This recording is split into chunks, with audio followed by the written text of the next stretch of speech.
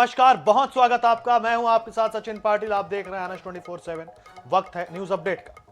तो छत्तीसगढ़ दौरे पर आए केंद्रीय गृह मंत्री अमित शाह ने जहां बस्तर पंडुम का समापन किया, नक्सलवाद के खात्मे को लेकर अंतिम एक्शन प्लान तैयार किया, वहीं कांग्रेस की तत्कालीन सरकार पर नक्सलियों को प्रश्रय देने का आरोप भी लगाया।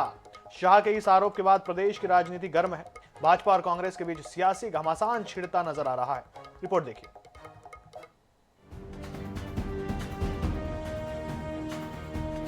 छत्तीसगढ़ समेत देश भर से 31 मार्च 2026 तक नक्सलवाद का सफाया करने का संकल्प अमित शाह ने लिया।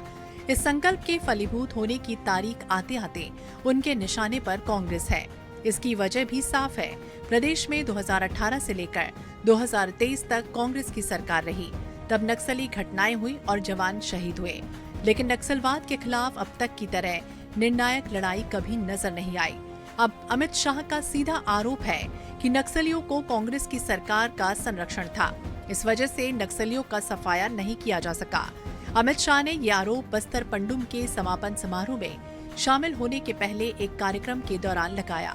शाह के इस बयान के मायने इसलिए बढ़ जाते हैं क्योंकि 31 मार्च 2026 की तारीख में लगभग 50 दिन ही बचे हैं। ये तय है इसके बाद नक्सलवाद के खात्मे को लेकर छत्तीसगढ़ में क्रेडिट पॉलिटिक्स भी होगी। इससे पहले ही अमित शाह ने कांग्रेस को कटघरे में खड़ा करने की कोशिश की। यही वजह है कि शाह के आरोप को लेकर प्रदेश में सियासत भी तेज है।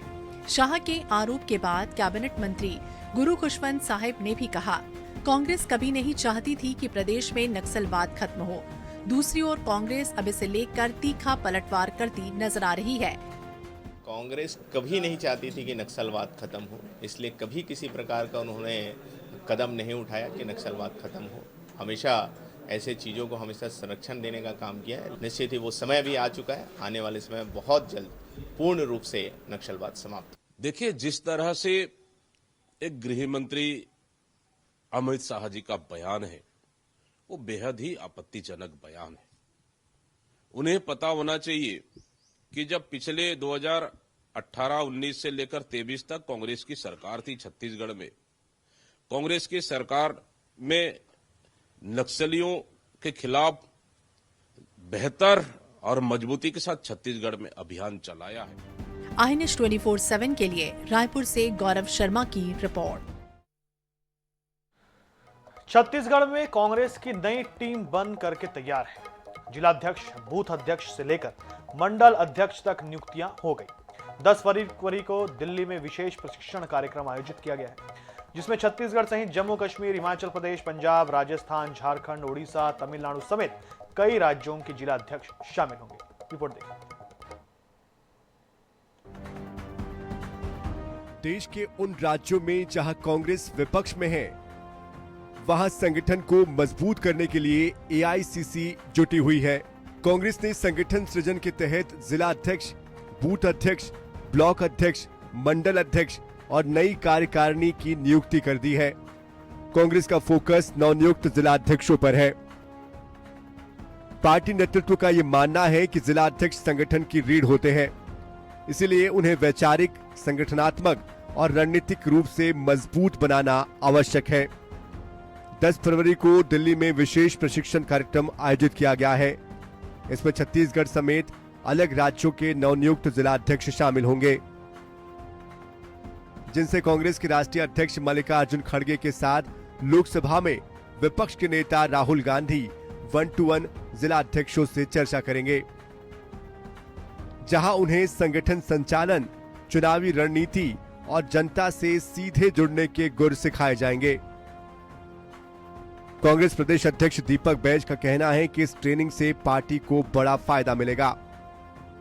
जिला अध्यक्षों के साथ हमारे राष्ट्रीय अध्यक्ष माननीय मल्लिकार्जुन खड़गे जी, लोकसभा में नेता प्रतिपक्ष माननीय राहुल गांधी जी, हमारे संगठन के प्रभारी माननीय केसी वेणुगोपाल जी सहित हमारे छत्तीसगढ़ से हमारे एलओपी महंत जी और संभवतः एक सीएम साहब भी जा रहे हैं और हमारे इंचार्ज पायलट सर भी मौजूद रहेंगे। कल दिन भर की इनकी मीटिंग है, बैठकें हैं और ट्रेनिंग भी है। नियुक्ति होने के बाद अभी तक का कामों की समीक्षा, साथ ही आने वाला समय में रोड मैप और आने वाला समय में जो भी मार्गदर्शन दिया जाएगा उसको पूर्णतः हमारे जिला कांग्रेस के अध्यक्ष पालन करेंगे। इस प्रशिक्षण कार्यक्रम में शामिल होने के लिए छत्तीसगढ़ से भी सभी जिला अध्यक्ष दिल्ली के लिए रवाना हो गए हैं। जिला अध्यक्षों के साथ पार्टी ने पीसीसी चीफ दीपक बैज और कांग्रेस के राष्ट्रीय महासचिव पूर्व मुख्यमंत्री भूपेश बघेल और नेता प्रतिपक्ष चरणदास महंत को भी दिल्ली बुलाया है। इधर कांग्रेस के प्रशिक्षण कार्यक्रम को लेकर अब सियासत भी तेज हो गई है।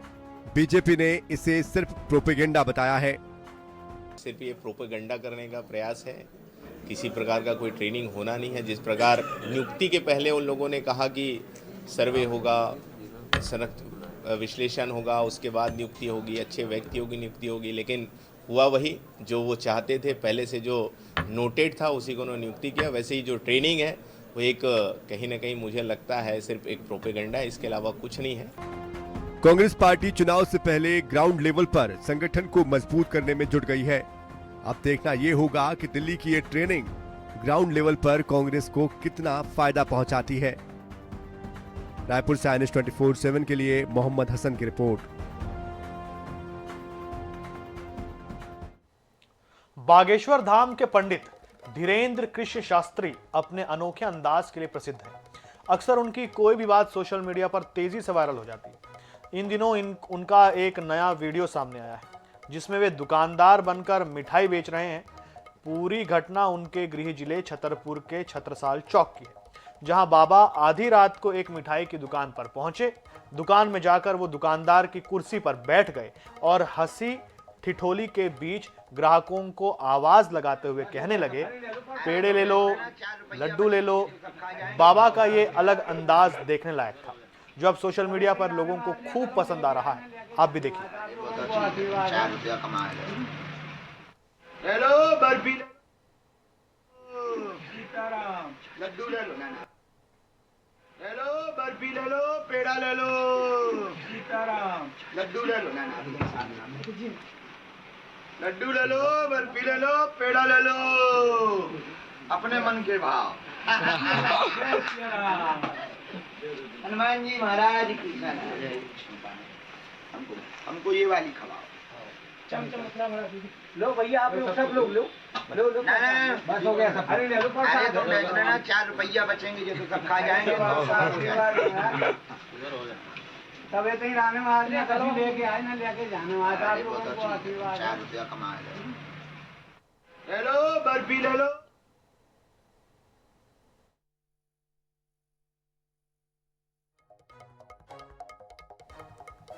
ग्वालियर अंचल में रेबीज से मौतों का सिलसिला थमने का नाम नहीं ले रहा है। पिछले 5 दिनों में रेबीज से 3 मरीजों की मौत हो चुकी है, लेकिन स्थानीय प्रशासन आवारा कुत्तों पर लगाम लगाने में नाकाम है। रिपोर्ट देखिए। कुत्ते का काटना एक अलग घटना है, लेकिन उसके इलाज के लिए लगाए जाने वाला एंटी रेबीज का इंजेक्शन भी काम न करे तो फिर सवाल तो सिस्टम पर उठेंगे ही। दतिया के मासूम बच्चे की कुत्ते के काटने के बाद वैक्सीन का इंजेक्शन लगने के बाद भी मौत हो गई, तो उसके पिता का सवाल एक यक्ष प्रश्न के समान है। पिता का कहना है, इंजेक्शन लगे तो रेबीज कैसे हो गया। ये तो एक मामला है।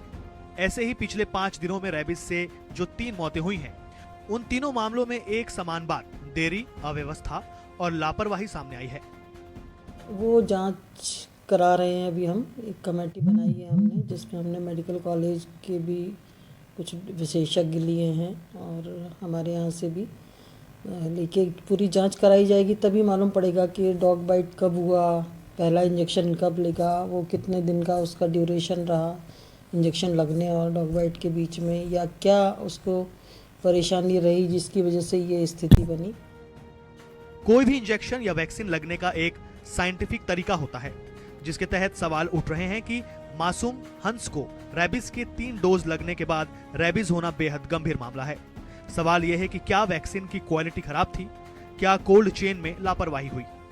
बाइट के बाद में काफ़ी गैप हुआ होगा, उसके बाद लगी होगी, या जो वैक्सीन लगा है उसकी कोल्ड चेन प्रॉपरली मेंटेन नहीं की गई होगी, ये कारण हो सकता है। और अगर एक्टिव और पैसिव दोनों लगाए गए हैं तो या प्रॉपर डोज नहीं लगी है या कोल्ड चेन मेंटेन नहीं है, ये संभावना है, या टेक्निक प्रॉपर नहीं रही।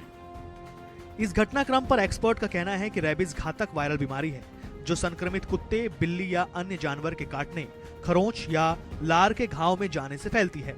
रेबीज से हो रही मौत के बाद भी लगाए गए रेबीज के इंजेक्शन के बैच की ना तो अभी तक जांच की गई है और ना ही उसके आगे के उपयोग न करने पर कोई पाबंदी लगाई गई है। जावेद खान, INS 24/7, ग्वालियर। शहरीकरण और अतिक्रमण की नीयत ने शहरों के फुटपाथों को निगल लिया है। ग्वालियर सहित प्रदेश के बड़े शहरों में पैदल चलना अब खतरे से खाली नहीं रहा। बढ़ती दुर्घटनाओं और मौतों के बाद अब सुप्रीम कोर्ट के निर्देश पर ग्वालियर, भोपाल, इंदौर और जबलपुर के फुटपाथों का ऑडिट होगा। सड़क पर पैदल यात्रियों की सुरक्षा के लिए नया रोड मैप तैयार किया जाएगा और फुटपाथों पर हुए कब्जों की GIS मैपिंग भी की जाएगी। रिपोर्ट देखिए। ग्वालियर नगर निगम आयुक्त और लखनऊ के सिटी प्लानर के साथ बैठक में फुटपाथ की दिशा और दशा सुधारने के लिए चर्चा हुई। इस बैठक का मकसद पैदल चलने के लिए स्थान नहीं होने से आए दिन होने वाली दुर्घटनाओं को रोकने के लिए रोड मैप तैयार करना है। इसे 2 कैटेगरी में बनाया जाएगा। इसमें सुरक्षित फुटपाथ एवं मानक अनुरूप पैदल क्रॉसिंग बनानी होगी। जिला सड़क सुरक्षा समिति इस मामले की हर महीने समीक्षा करेगी। शहर के मुख्य स्थान जहां पर एक निर्बाध पैदल यात्री जो है निकल सके, चाहे वो चौराहे हों या मुख्य कॉमर्शियल एरिया हो, बाड़ा क्षेत्र है या निमुरार, गोले का मंदिर या सहित कई स्थल हैं, तो वहां पर टॉप प्रायोरिटी में जहां कहीं फुटपाथ डैमेज है या कहीं फुटपाथ में पोल आ रहे हैं या अन्य अतिक्रमण है, उनको बाधक को हटाया जाएगा और आगे सुधार किया जाकर अपने पैदल चलने वाले यात्रियों के लिए सुविधाजनक एक स्थिति निर्मित की जाएगी। समस्या यह है कि इस रोड मैप को नगर निगम कैसे लागू करेगा। 1 किलोमीटर के रास्ते में फुटपाथ पर हाथ ठेला, गुमठी, गर्म कपड़े बेचने वाले और खान पान के ठेले लगे हैं। दीनदयाल नगर से गोला का मंदिर, यहाँ पर सड़क के दोनों तरफ फुटपाथ हैं, लेकिन फुटपाथ पर कब्जों के कारण राहगीरों को पैदल चलना मुश्किल होता है। City centre road, Tansen residency से राजमाता चौराहा तक फुटपाथ पर कब्जा हो चुका है। हजीरा से Tansen rail crossing, Tansen road पर करीब 1.9 किलोमीटर की सड़क पर एक तरफ फुटपाथ है, यहाँ अधिकांश स्थान पर अतिक्रमण है। शीतला सहाय चौराहा से मांडरे की माता तक यहाँ फुटपाथ ही नहीं, रोड पर पैदल चलना मजबूरी। पड़ाव चौराहा से तानसेन रेल फाटक क्रॉसिंग तक सड़क के दोनों तरफ फुटपाथ नहीं है। City centre road, Tansen residency से राजमाता चौराहा तक फुटपाथ पर कब्जा हो चुका है। फूलबाग चौराहा, किला गेट, यहाँ पर कहीं कहीं फुटपाथ तक नहीं है, सड़क पर ही पैदल लोग चलते हैं। अस्पताल रोड, यहाँ पर फुटपाथ बने हुए हैं, लेकिन उस पर ठेले वालों ने कब्जा कर लिया। अचलेश्वर रोड, इस पर रोड पर भी पैदल चलने वालों के लिए फुटपाथ नहीं है, सड़क पर सब्जी वाले बैठ जाते हैं।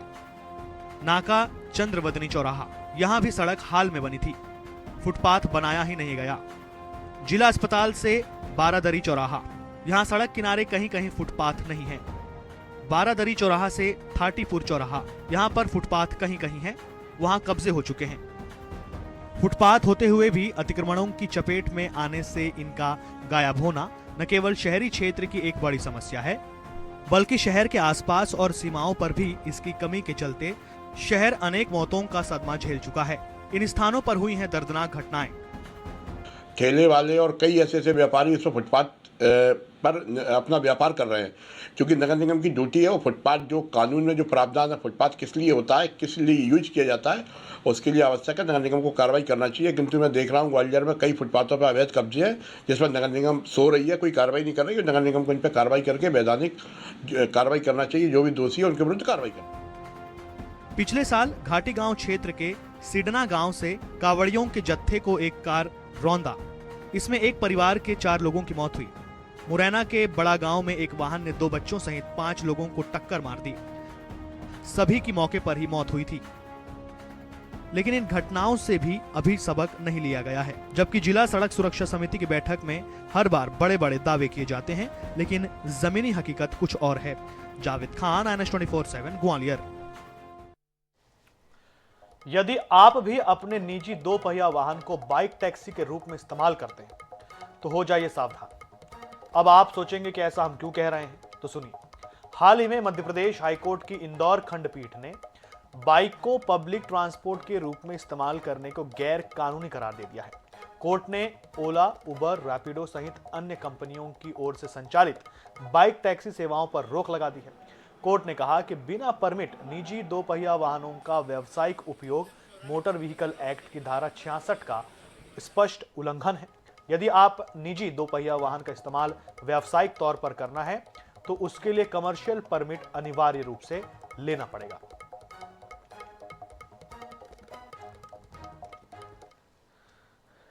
हमने मुख्यतः जब पिटीशन लगाई थी उसमें ओला, जितने भी ई कॉमर्स संबंधी कंपनियां, इन सबको पार्टी बनाया था और साथ में ये जो सुझाव था कि इन लोगों के इनको नोटिस किया जाए और इनको अपना पक्ष रखने के लिए कहा जाए ताकि उनको ये माध्यम हो कि उनके जो फॉर्म में एक क्लॉज हो ताकि इसमें रजिस्ट्रेशन अनिवार्य है। जबकि अभी जो आपके माध्यम से मुझे पता लगा है कि उनके इसमें एक क्लॉज नहीं है, जबकि मोटर व्हीकल एक्ट इवन जो सेंट्रल गवर्नमेंट की गाइडलाइन है जो हमने न्यायालय के समक्ष प्रस्तुत की है उसमें स्पष्ट दिशा निर्देश है कि जितनी भी वाहन उनके कंपनी में इन्वॉल्व होंगे। इंदौर के पलासिया थाना क्षेत्र में 3 बदमाशों ने एक युवक को अगवा कर लिया। आरोप है कि खुद को पुलिसकर्मी बताकर उसे सुनसान इलाके में ले जाया गया, जहां उसकी रकम छीनने के बाद मोबाइल से $4000 ट्रांसफर कर लिए गए। पुलिस ने इस मामले में 2 आरोपियों नावेद और साहिल को गिरफ्तार कर लिया है, जबकि 2 संदिग्ध पुलिसकर्मियों से पूछताछ की जा रही है। फरियादी ने इस घटना में 2 पुलिसकर्मियों के नाम भी बताए हैं। पुलिस ने लूट का मामला दर्ज कर कार्रवाई शुरू कर दी है।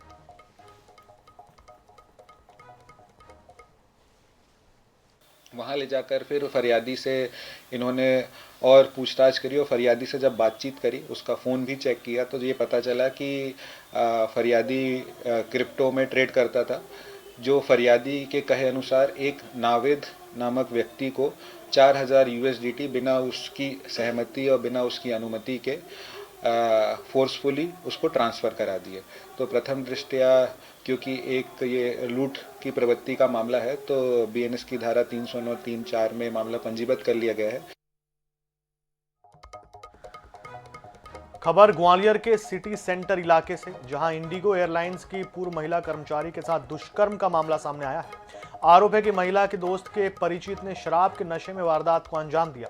पीड़िता भोपाल की रहने वाली है और घरेलू विवाद के बाद अपने दोस्त के ग्वालियर आई थी। महिला के परिचित ने उसे कुछ दिन अपने दोस्त के फ्लैट पर रहने के लिए कहा था, जहां आरोपी ने दुष्कर्म की वारदात को अंजाम दिया। घटना के बाद से ही आरोपी फरार है। फिलहाल ग्वालियर पुलिस इस पूरे मामले की जांच कर रही है।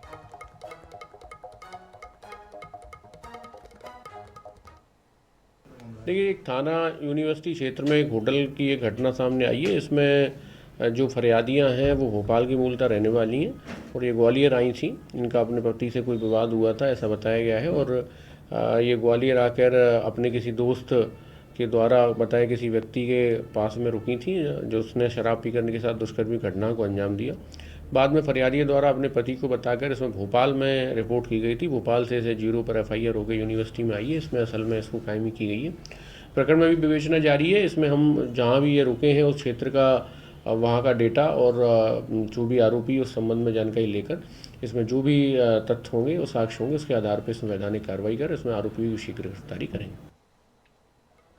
दुर्ग के अर्जुन नगर कैंप 1 में 6 फरवरी को 11, 10 और 7 साल की 3 बच्चियां बिना बताए घर से बाहर निकल गई। एक दुकान से चॉकलेट उठाने पर दुकानदार ने बच्ची के पिता को सूचित किया। गुस्से में आकर पिता ने बच्ची को डांट दिया। डर के कारण तीनों ने घर लौटने का फैसला नहीं किया और ट्रेन पकड़कर दुर्ग भोपाल अमरकंटक एक्सप्रेस से बिलासपुर पहुंच गई। हालांकि आरपीएफ के हेड कांस्टेबल की सूझबूझ से बच्चियों को बरामद कर चाइल्ड लाइन को सौंपा गया। पुलिस ने उन्हें सुरक्षित दुर्ग वापस लाकर परिवार से मिलवाया। वहीं डीआईजी विजय अग्रवाल ने बच्चियों से मुलाकात की, चॉकलेट दी और काउंसलिंग की। बच्चियों ने वादा किया कि वे अब कभी बिना बताए घर से नहीं जाएंगी। कल बच्चियों को बरामद किया गया था और इसमें रेलवे पुलिस बिलासपुर ने काफ़ी मदद की थी और रात में बच्चों को सकुशल उनके परिजनों तक पहुंचाया गया था और परिजनों की भी एक काउंसलिंग ज़रूरी थी। साथ में बच्चों से भी मिल के उनसे बातचीत करना ज़रूरी था, इसलिए आज काउंसलिंग के लिए मैं आया था यहाँ पे। और बच्चों की जो छोटी मोटी समस्याएं हैं वो भी समझ में आई और पेरेंट्स के बारे में पेरेंट्स को भी आवश्यक उनको समझाइश दी गई है।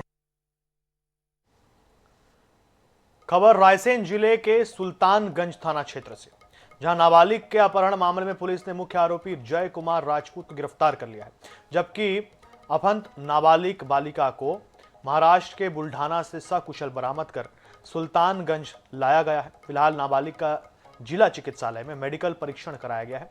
आरोपी के खिलाफ अपहरण और दुष्कर्म जैसी गंभीर धाराओं के तहत केस दर्ज कर उसे जेल भेज दिया गया है। वहीं दूसरे आरोपी की तलाश की जा रही है।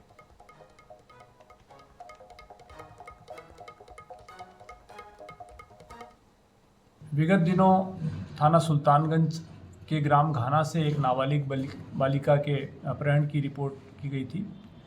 38 दिन से लगातार उस बालिका की तलाश की जा रही थी और उक्त बालिका को कल महाराष्ट्र में बुल्ढाना से दस्तयाब किया गया है।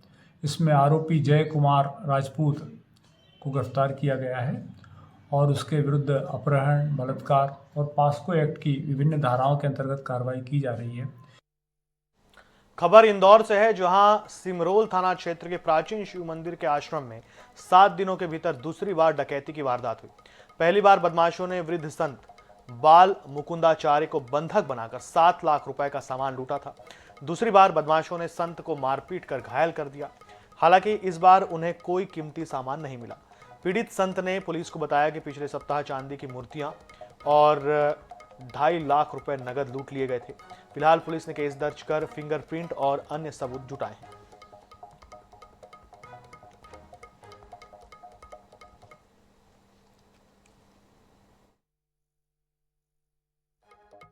नगर स्थित एक आश्रम है, उनके यहाँ पे 2-3 लोग जो है आए और उनके आश्रम में आए और उनके जो हेल्पर है उनके साथ मारपीटी की और जो है ऊपर जहाँ पे ये आश्रम के जो बाबा है वो रहते थे वहाँ पे जाने का प्रयास किया और जो है क्योंकि बाबा ने ऑलरेडी फोन करके गाँव वालों को आगाह कर लिया था, तो गाँव वाले जब आए तो वो वहाँ से भाग गए।